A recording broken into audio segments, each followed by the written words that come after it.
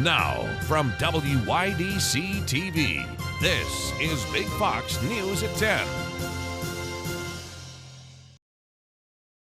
The first doses of the Pfizer-BioNTech COVID-19 vaccine are starting to roll out to Americans, but health officials say the deadly virus will still pose a serious threat during the upcoming holiday season and beyond. John Lawrence reports. The distribution of Pfizer's COVID-19 vaccine is a major step forward, but it's only a step. While we can see light at the end of the tunnel, we are still in the tunnel. According to Johns Hopkins University, there are more than 16.7 million known cases in the U.S. and counting. I had everything from severe stomach cramping and diarrhea to swollen lymph nodes to an extreme sore throat. COVID-19-based hospitalizations are breaking records. And another grim milestone observed as the Washington National Cathedral rang its bell 300 times for the 300,000 people who have died from COVID-19. The US is going to hit 400,000 deaths now, regardless of what happens. The question is really, does it hit 500,000 deaths before you can get enough vaccine into people's arms? One day after starting its COVID-19 vaccination rollout, California activated its mass fatality program, which included the purchase of 5,000 body bags. We just distribute them down to San Diego, Los Angeles, and counties. That should be sobering. A member of the Food and Drug Administration's advisory group says Moderna's COVID-19 vaccine looks very promising. It's being considered this week for emergency use authorization for people 18 and older. I'm John Lawrence reporting. Nursing home residents are one of the most affected groups throughout the pandemic and are expected to be among one of the first groups to get the vaccine. Matt Kleinditz joins us now in Corning with what plans local nursing homes have to distribute the vaccine. Good evening. Local nursing homes are examining their options to get the vaccine after dealing with outbreaks in their facilities. In Steuben County, a majority of COVID-19 related deaths came from nursing home outbreaks. In October, a massive outbreak at the Corning Center resulted in dozens of deaths and prompted a strike team response from the Center of Medicare and Medicaid Services. And last month, the Absolute Care facility in Painted Post dealt with an outbreak of their own. With the vaccine now being distributed, both facilities are working with the DOH and CDC to get access to the first doses. The Corning Center stated in a press release that there are no distribution plans at the moment, but will be in touch with families when the plans are made available. Absolute Care, meanwhile, stated in a release that Walgreens is working with the facility to administer vaccines in-house. The vaccine is voluntary, and residents and staff have to consent before they get their first shots. Absolute Care plans on starting vaccinations on Monday. Reporting from Corning, Matt Kleinditz, Big Fox, WYDC. Not enough people who are testing positive for coronavirus are getting the monoclonal antibody treatment. Health and Human Services Secretary Alex Azar says the U.S. has a surplus of the Regeneron and Eli Lilly treatments. The treatment involves an infusion which people might resist if they feel healthy. But Azar says patients are waiting until they're at the hospital to be treated, and by then it could be too late. He urges doctors to prescribe these products earlier for anyone over the age of 65 or at risk of serious complications. Doctors on the front line are describing their experience getting the COVID-19 vaccine. Tony Atkins has the story. So hopeful. I mean, yesterday was such an emotional day, and it almost feels surreal. Dr. Ann Shee, an exclusive company, but not for long. Monday, she was the first of 10 UW healthcare workers to receive the COVID-19 vaccine. But this is what we've been hoping for, and it's here. So it feels great. It feels almost like too good to be true. Just a day removed from her first of 2 shots, she says she's feeling okay. I feel fine. I don't have any symptoms, just a little soreness at my shot site, which is typical for a vaccine. The FDA, which approved the emergency use of the vaccine, said if people get side effects, they won't last long and could include a headache, muscle pain, and a fever. We may have these mild symptoms, fever, muscle aches, headache for the first 3 days. Some of what I've read is that the second dose can potentially come with more symptoms, so I'm ready for that. Preparing like she has since the pandemic began and reflecting on the darker days of COVID. What were the elements of the toughest day you remember during this pandemic? In November, when we really started worrying that we weren't going to have enough healthcare providers or capacity in beds. Seeing lonely patients also took an emotional toll. It was mid-November, right around Thanksgiving time, when we felt we were in so deep and there was really no end in sight. Now the end appears to be in sight, but there is still work to be done to slow the spread. You know, it feels like we can do this. You know, we know that we still have a long road ahead of us. Communities such as Hicksville, New York, prepared roads with salt and other anti-skid materials. Over 65 million people from North Carolina to Maine are under a winter storm warning or advisory as the biggest snowstorm in years for the Northeast begins. The powerful system is expected to drop more than a foot of snow in some parts of the Northeast. The peak of the storm will likely come later Wednesday and into Thursday. New York City could see up to 16 inches of snow, while Boston could see up to 12 inches. New York City Mayor Bill de Blasio is projecting it could be the biggest storm to hit the Big Apple in several years. Meteorologist Kim Walker joins us now with a look at the impact this storm will have in the Twin Tiers. We've been tracking the system as it formed in the Great Basin, and now it is a powerful nor'easter packing a punch. We have a winter storm warning in effect until 7 o'clock in the morning tomorrow, including Chemung County, Schuyler County, Steuben, and also Tioga County down to the south. All the areas that were shaded in the pink. We are expecting some heavy snow from now through about 6 o'clock in the morning at a rate of about 2 inches per hour. So that's a lot of snow to fall. And so an additional 10 inches could be possible tonight in many locations. That will cause visibility problems. So you definitely want to prepare for outages. And also, if you do have to drive outside, you want to make sure to have some flashlights, some food and water just in case of an emergency. We will break down this storm and take a look at the timing of it coming up in just a little bit. 4 people died in a house fire in Rome, New York. Authorities say the fire began Tuesday night. When crews arrived on scene, there were heavy flames and smoke coming from the home.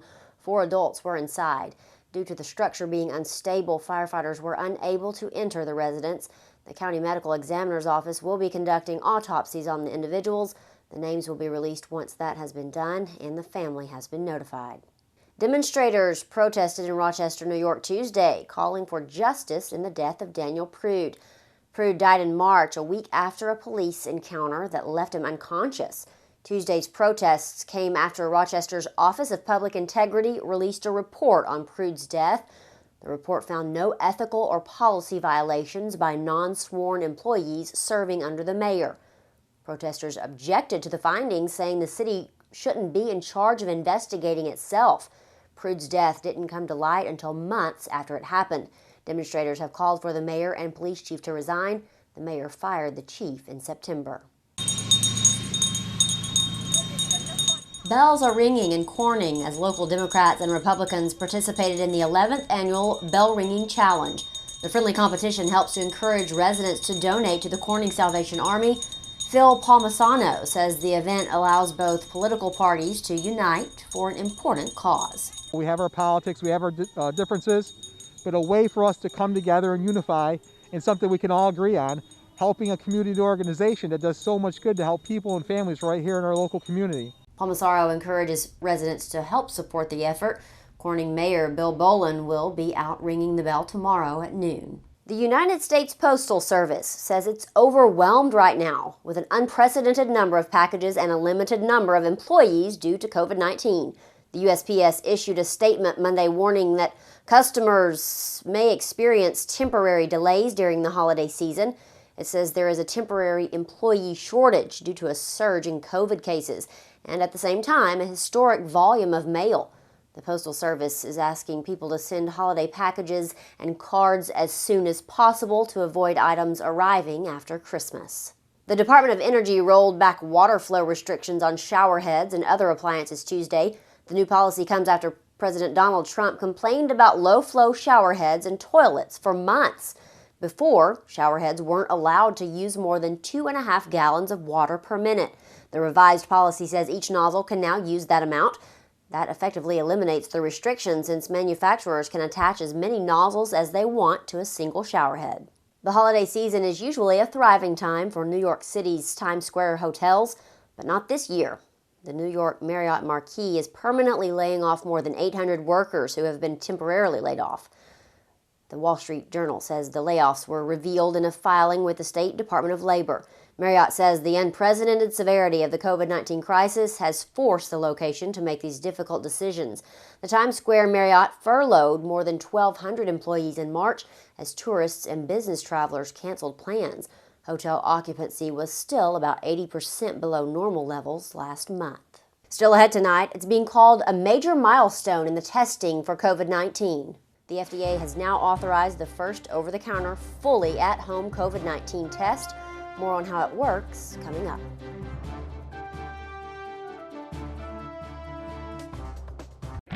Here's your local stock market update from Big Fox.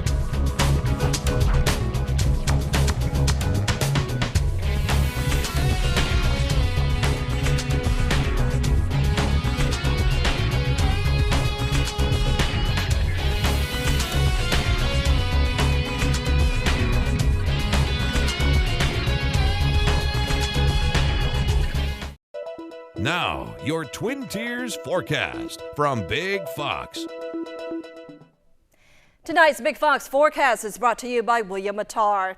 Good evening, everyone. I'm meteorologist Kim Walker with your weather update. We are in the midst of a nor'easter right now, and so heavy snow is falling and will continue to do so until early tomorrow morning. A winter storm warning in effect until 7 o'clock in the morning.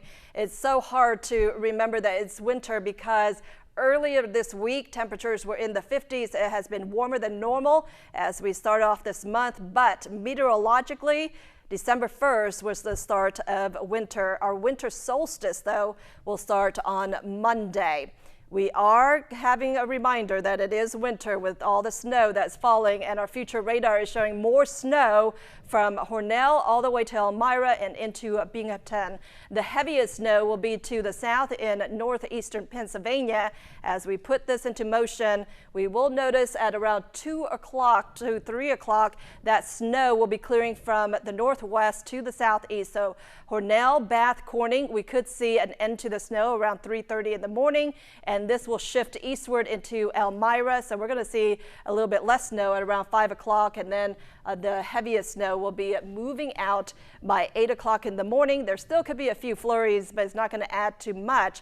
However, snowfall amounts are going to really stack up. In fact, we are expecting 16 inches from Elmira to Corning down to the south in Bradford County. Around 22 inches could be possible, a little bit less as we move northward near Hornell, about 11 inches. Still about close to a foot of snow that we are going to need to plow. So definitely need to use that snow plow tomorrow morning. If you're waking up about 5 o'clock in the morning, temperature readings will be around 25. We drop down though as we head toward the 8 o'clock hour. Readings will be around 23 degrees. So we're going to stay below freezing throughout the day tomorrow. So that means that the snow, any snow that we picked up, will remain, and it's going to remain cold for the next couple of days. But this system will be making its way toward the Atlantic, bringing the heavy snow to the eastern portions of the state. In our area, just a few flurries.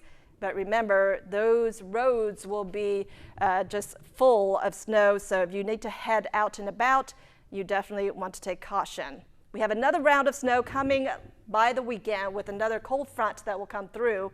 So our snow chance is not over with just yet. Tonight, 19 degrees in Hornell, about 19 also in Perkinsville. We're looking at lows around 23 degrees in Elmira. Tomorrow, it looks like the only place that on our map that will be above freezing will be in Wellsboro at 33 degrees. Otherwise, all of us are going to be in the 20s and 30s. Our 7-day forecast, though, thankfully shows warmer conditions by the weekend. 40s will be possible on Sunday, but we do have the possibility of snow. It's being called a major milestone in the testing for COVID-19.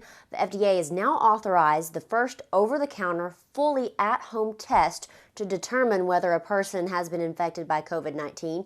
Mandy Gaither has more on how it works in today's Health Minute.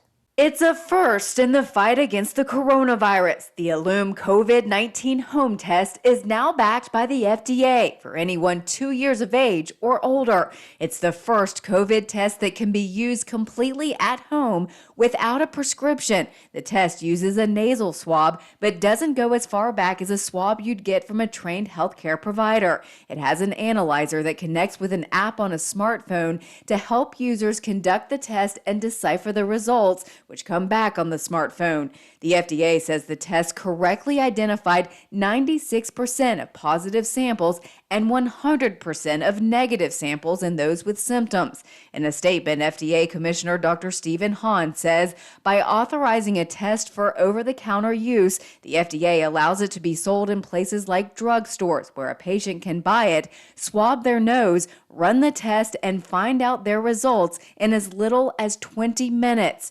By expanding access to testing, officials hope to lower the burden on labs and supplies and give more options to Americans. For today's Health Minute, I'm Mandy Gaither. A Colorado woman is playing Santa this year, responding to letters dropped off at her home destined for the North Pole. As Katie Eastman reports, while some letters are so sweet, others show just how much 2020 has truly impacted the lives of children. It's been crazy, to say the least. But that's all right. It's been fun. Weekends spent at home are slow for some, but Whitney Pickering gets to work. Dear Santa, Merry Christmas. What do the reindeer eat? I have heard that they eat magical candy canes. It only makes sense that the answers to these important questions can be found by putting a letter in a mailbox off of Spruce Road in Evergreen, Colorado. When we moved up here, they had a mailbox that had like a lock on it, and we're like, this is a pain. We don't really want to use that. But Whitney soon saw the magic in the mailbox. Straight to the North Pole. Magic she could bring to kids like Caden. At the very top of the earth. Caden asked for a Santa action figure in his letter. And that made him so happy. Santa said so. In the letter, he wrote back. And obviously, they do eat magical candy canes every now and then. But mostly they'll eat reindeer food like hay and oats 2 times a day. Some letters are pretty funny. But he was asked for a safe for Christmas because his sister keeps stealing his money. Other letters show how much Santa is needed this year. I want to have my family to hang out and have a good time together without us fighting. Oh, that one's cute. Hazel wants help being good because she doesn't like her teacher. And Jackson wishes 2020 would stop. But their grandmother actually passed away from COVID this last year, and they were very close with her. I've even had a mom who wrote me a letter because she's having a rough year. Her dad has pretty bad cancer, and so she hasn't been able to be around him because of COVID. Santa's responses are all personal. He asked Hazel to find things in common with her teacher and told Jackson it was okay to still talk to his grandmother even though she's gone. The parents often reach out with notes of their own. It was about as close to real magic as you could get, and you'll forever be dear to my heart for that. You just never know when something so small could mean something so big, and this was huge.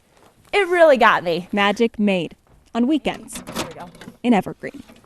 Oh, just a little bit today. Like many businesses, bowling alleys have struggled during the pandemic. The owner of a Michigan bowling alley even posted an obituary online, fearing that his beloved business was dying. Jennifer Ann Wilson has this story.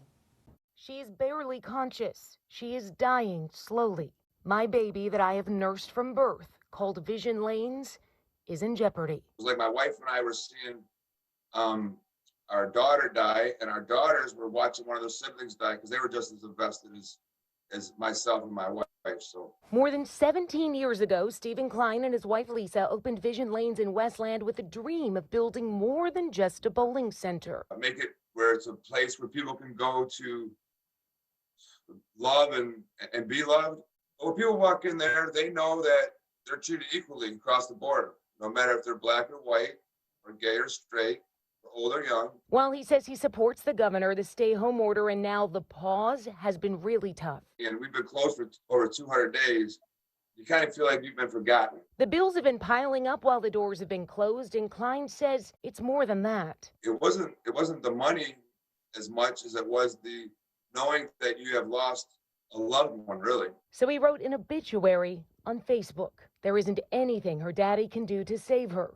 He is helpless. It's killing him. It prompted one of his customers and friends to start a GoFundMe page to save Vision Lanes, asking the bowling community to, quote, be there for them like they've always been there for all of us. It's raised more than $7,000 out of the goal of $25,000, and it's raised Klein's spirits. I was totally shocked and humbled and overwhelmed, and it was nice to see that the bowlers didn't forget about us, and I was just overwhelmed.